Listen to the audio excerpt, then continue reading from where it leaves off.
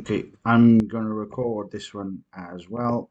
I'm just going to jump into what obviously we were covering earlier in the other stream. I'd said we're going to do a kind of private stream for the subscribers, kind of going over some of the key areas. So obviously, I'll start off with some of the other alt coins that obviously we were discussing in that stream earlier.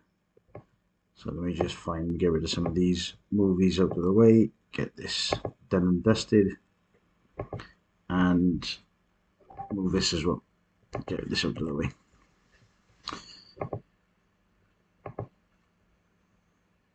Okay, on this one, I hope this is all. Where have we gone? This is all going okay on there. Yes, so far so good. So, I think the first one was looking at Matic. So, Matic USD. Anyone will do. Let's go for this one. So I think obviously in terms of identifying key levels, part of what we've been talking about, obviously with the indicators and how to utilize the indicators, the logic for me with the indicators and the reason that we picked the 5 or 6 that we put in as the life members and the annual members package was that it'll kind of help you train your eye when you start seeing what regression looks like and why it's kind of selecting what it's selecting, and you've got kind of parallel channels and you start to see, I suppose, kind of clever things. You start to realize, where or why, could this fit here, and you start to get a feel for where the key levels are sitting as a whole. You can obviously use the indicators to pick things like this out. So at the moment, I'm not too concerned about this one. In terms of the bottom channel, what I'm looking at is obviously a downtrend rather than an uptrend. So I can almost ignore what's happening everywhere else. It's just kind of noise. And that's obviously one thing I keep reiterating. For me, it's kind of noise, especially on the smaller time frame. So let me jump up a little bit so it doesn't give me a headache. Okay, so I guess in terms of much bigger picture, looking at key levels, we want to be looking for things and identifying things like the liquidity pools sitting at the top, whether or not they've been tested. Obviously, another one sitting down here. We've got ones at the key swings, ones that actually change the character of a trend, which is quite sneaky. This one, obviously, another one.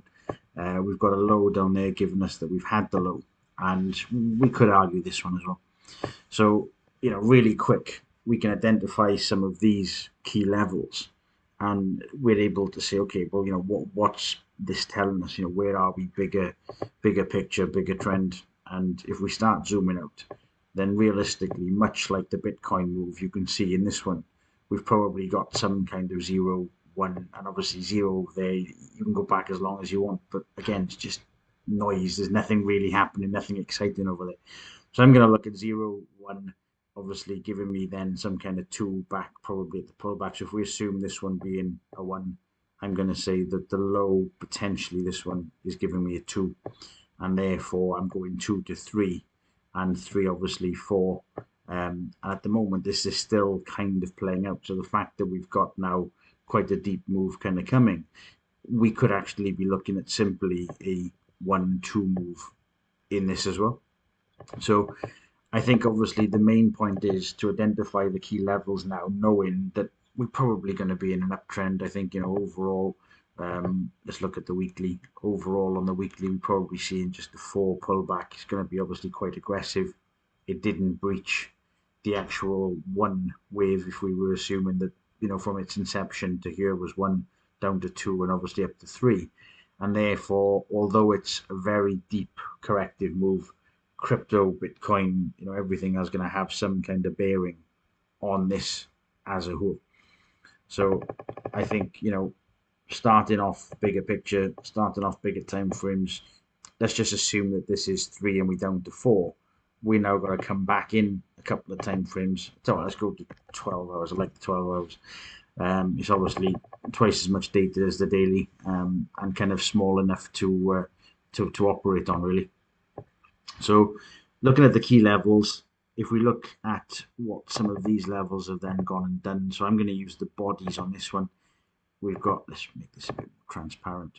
We've actually got this level here, and therefore that one's been tagged. So I think I can eliminate that one at the moment. That's less relevant now, being obviously this one. So this will become more relevant later because that becomes uh, the new block itself, and therefore it'll act as a magnet at some point in the future. I'm going to now look at the swing low, being obviously the last sell before the buy, so I'm going to use that as well. And therefore, we haven't quite tagged that one. So that, in theory, gives me now my range, which is one of the ways I'd like to identify it and look at whether we've had a rise. Obviously, this is basically a rise, a retest, and then ultimately to go. So if I was to stick the stochastic on or the heat map or something else, I'd like to see this obviously be kind of tagged before shooting on up. And I think that's one thing that this one might give you some argument as to, are we close enough? Is it failed? And this, that, and the other. But I think, looking at just the 12 hour at the moment, this is pretty much range bound. There's the top, there's the bottom. And let's wait for some additional confirmation as to what it's doing, why. All these little order blocks sitting in the middle, again, they just noise for me. It's just too small of a time frame, not really enough action. Obviously, if you're trading intraday, you can kind of do exactly what I've just done on the bigger time frame and just drop it down and find these areas and these levels. What else have we got? We've got, probably looking at this move here, we've actually got a nice imbalance between the high of this wick and the low of this one. So I can see already that that's going to be the ping.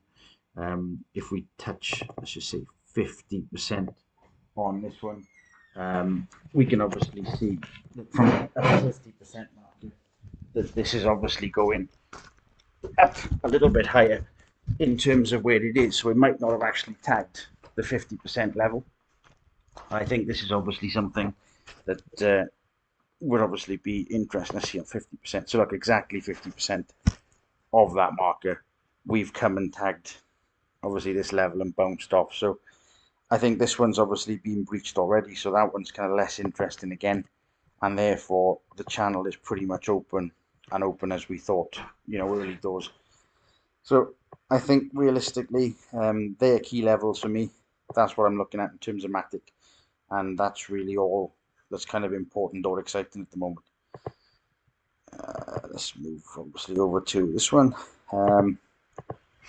Okay, so I think in terms of covering the next ones, what I'll do is instead of going through every single one, I think obviously with you guys in the subscribers, you've got a good idea of what I'm looking at, and obviously you can always come back and ask the questions if it's still a little bit uncertain to you.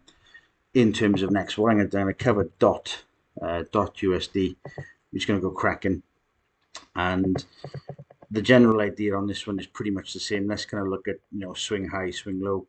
Let's look at where we are. Let's go out maybe a time frame or two. This one's again just ridiculously ugly, stupid. So therefore, noise for me up until this kind of level. If I'm honest, I don't think I'm really liking any kind of Elliott structure in this. We could go 1, 2, 3, 4 could be valid, but it just seems kind of stupid. I think this is the problem for me with a lot of the altcoins, a lot of crypto in general. Nothing really is kind of conforming to any kind of rule at the moment. Elon Musk makes a tweet and things go wild, and I know people will say price is already built in, but we're in a new instrument, in a new industry, lack of regulation, lack of professional money as a whole, and therefore, I'm just not liking the Elliott wave on this one. I personally would ignore this one in Elliott terms. I think coming back down to, let's just say, 12 hours, obviously key areas, key levels of interest would be the last buy before you sell for me on this one, and therefore we have this. Now, almost immediately, we had something quite sneaky in this one. We actually saw from the last point a drop and a retest, which ultimately has already invalidated this move. So that's kind of less interesting, and therefore the last real dynamic was actually this little candle, this green candle sitting in there. So this is going to be the top of my current range. Then coming down to the bottom, we've obviously got the last, and I'm going to go in the body only. So we've actually got the last move there. Clearly that's acting as the floor, and therefore that becomes the range quite easily in terms of dot USD. And I think if we now look at, let's just stick the indicator, I'm going to stick a stochastic on. The stochastic move there is probably suggesting another test at the bottom before it ultimately moves on it. So I think that's the main thing on this one.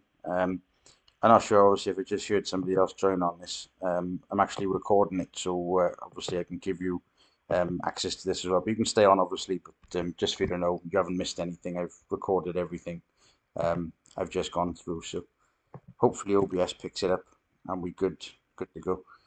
Let me just double check on that to make sure. Yeah, it should be picking up the sound as well.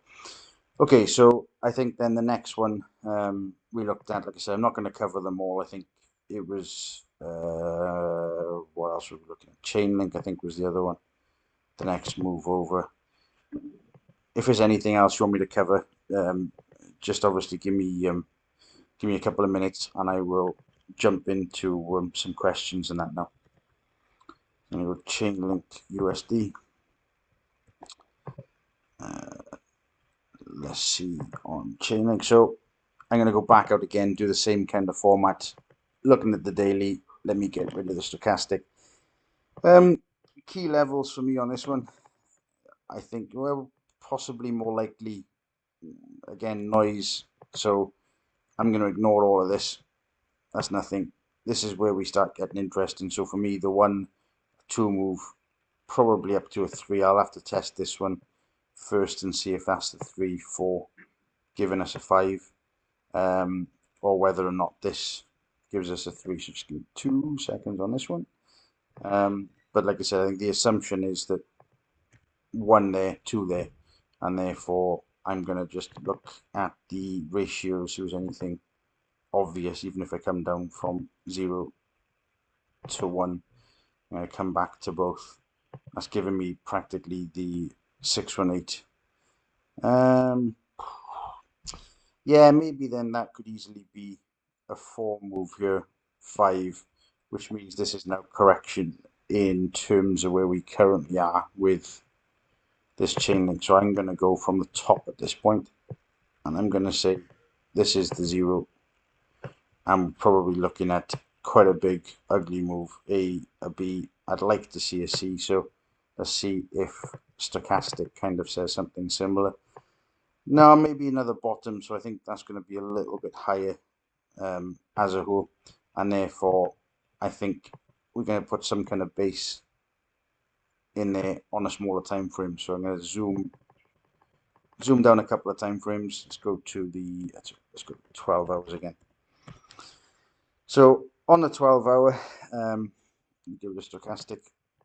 So on the 12-hour, I think, although we're still pretty bearish for me on this one, there's going to be the first, that's the last sell before you buy, or buy before you sell at the top. And then obviously down at the bottom, I think this one is going to be my last sell before buy there. So yeah, we're already kind of in the zone. So that's the zone for me on this particular one. I'm going to be looking more bearish if we break obviously below, and if we start to get a rejection off this, then the next real target is up high. And then I think from liquidity points rather than, or order blocks rather than liquidity, this is obviously kind of the next smaller target within the range. This one even smaller again. And then the last real change of character was probably this little tiny one there. So they're the key levels on this one. And again, pretty similar, finding them through the order blocks, finding them through the liquidity. Bigger picture, still bearish until we're not. And therefore, yeah, a bounce off this would give me these as kind of potential areas of interest. A breakdown through this, then the market obviously remains bearish until it's not. So what have we got? So okay, Elder, obviously, so you just joined the stream.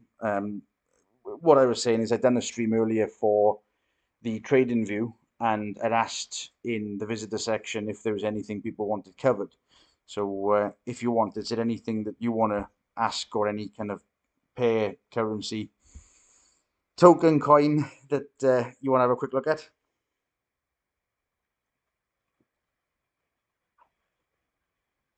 Feel free to unmute if you want to obviously ask anything in terms of the key levels. That was the point of today, was the interactive one.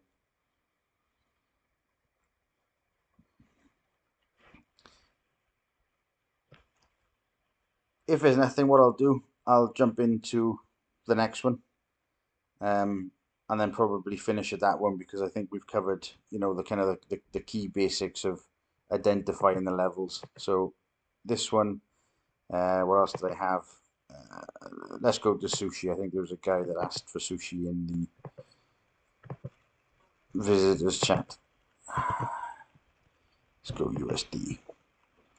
So, I mean, straight away, I think, it's pretty much a similar proposition to where we are with the previous one. I think we've got the highs, change of character. Let's have a look. That one's definitely been tagged, so you can see it coming straight back. That one's less interesting. Now I'm over here. So, quite quickly, there's my range, top of the range. I'm going to come into the smaller part of this. I'm actually going to bring this down because that's actually to the top. So there. So top of the range, bottom of the range is going to look like this. We're currently sitting inside it. So again, if we break down through it, then bearish is the sentiment. That's what Stochastic is saying. It does look very much like Stochastic is going to break and obviously turn. So I think we're going to stay in this range until moving on up. And therefore, that's the overall target, or target one. Let's put another one in here.